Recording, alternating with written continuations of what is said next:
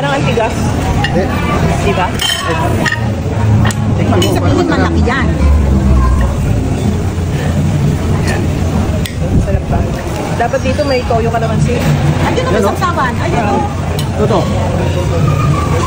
Eh, bago ba yan? Kanina pa yan dyan ah. Hindi, yan yan. Bagong bigay yan. Diba? Ito na. Net, para kubli.